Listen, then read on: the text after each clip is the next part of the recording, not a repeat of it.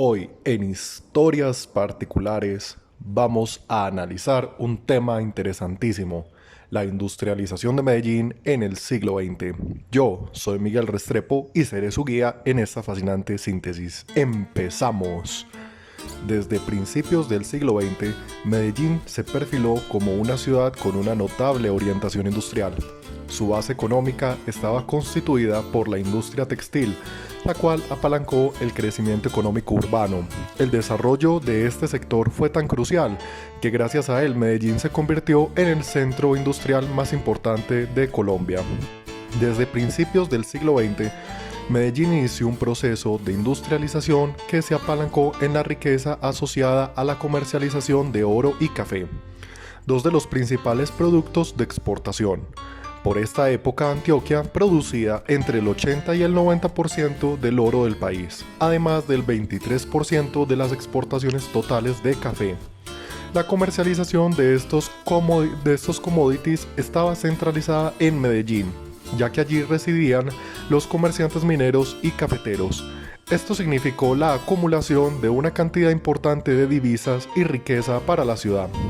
Pues en esta época, la economía colombiana se caracterizó por estar orientada a la exportación de productos primarios.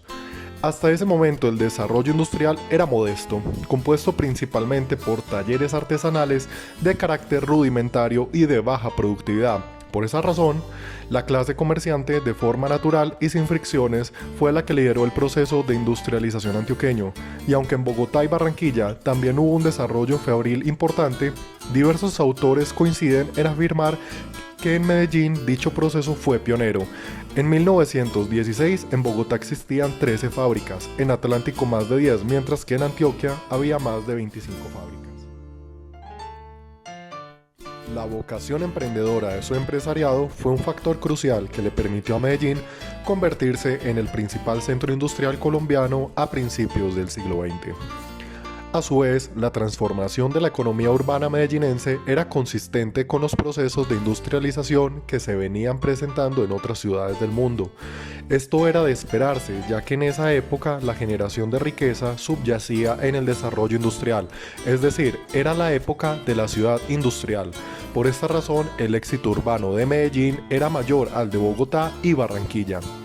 Durante las primeras décadas del siglo XX, la economía colombiana se caracterizó por orientar su producción a satisfacer la demanda de los mercados mundiales. Esto tuvo consecuencias negativas cuando se desencadenaron choques externos que afectaron negativamente el crecimiento económico. Por ejemplo, la Gran Depresión generó un deterioro considerable en los términos de intercambio debido al desplome de los precios del café en los mercados internacionales, lo que disminuyó sustancialmente el ingreso nacional. Por otro lado, el ambiente bélico generaba una tendencia hacia la política comercial proteccionista entre las economías desarrolladas.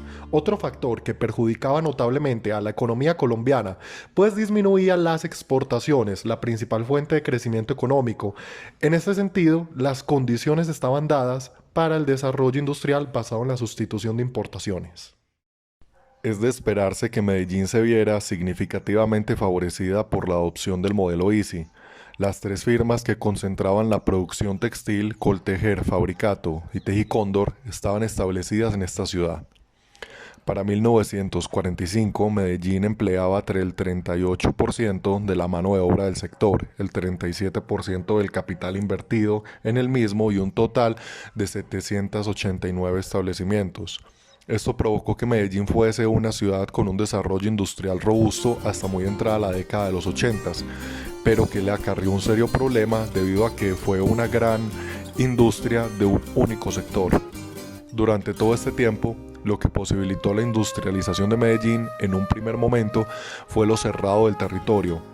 Era más fácil importar una sola vez la maquinaria y replicarla en las ferrerías que estar constantemente importando bienes de consumo para unas poblaciones con unas vías y caminos muy rudimentarios. La acumulación de capitales provenientes del oro y del café una sociedad de pequeños propietarios que se consolidó en el siglo XIX y que no existía en otras partes del país con una capacidad de compra por encima de la media y que generó mercado, la colonización de los territorios del sur, la explosión demográfica en la región y una sólida herencia en educación superior fueron las condiciones imprescindibles para el desarrollo industrial de la ciudad del siglo XX. Por eso mismo es que en Medellín, aunque no se siembre algodón, hay textileras, aunque no se siembre cacao, hay fábrica de chocolates, y aunque no se siembre trigo, hay fábrica de galletas. A grandes rasgos, los acontecimientos más importantes en la historia industrial de Medellín son los siguientes. De 1900 a 1930, la ciudad vivió un periodo de extrema abundancia por el auge aurífero y cafetero de la región. De 1930 a 1945 se convierte en el epicentro de la industrialización nacional, despega la industria textil y se inicia la adopción del ICI. De 1945 a 1974 se da una alta dependencia hacia el sector textil, es el pináculo de la ICI con el gobierno de Carlos Lleras Restrepo. De 1974 a 1985, la ciudad inicia el desmonte de la ICI y la crisis industrial no se hace esperar en medio de la violencia del narcotráfico. De 1985 a 1995, la violencia de la ciudad aumenta a niveles nunca antes vistos y la apertura económica hace que desaparezcan las pequeñas manufacturas y se dé paso a pequeños comerciantes. De 1995 a 2010, la ciudad se reinventa, la tercerización es ley, el orden público se restablece y el sector de servicios se posiciona como el primero. Y para terminar, podemos decir que desde 1990 Medellín dejó de ser una ciudad propiamente industrial, aunque siguió y sigue siendo la segunda más importante en este aspecto. La excesiva especialización, la apertura económica y la violencia dejaron sentir su impacto, pero la ciudad se reinventó. La tercerización, la prestación de servicios, la innovación y el sector empresarial llegaron a ser en el 2010 el 61% de la composición del PIB departamental. Acabamos, nos vemos en el siguiente podcast Familia de Historiadores. Hasta la vista.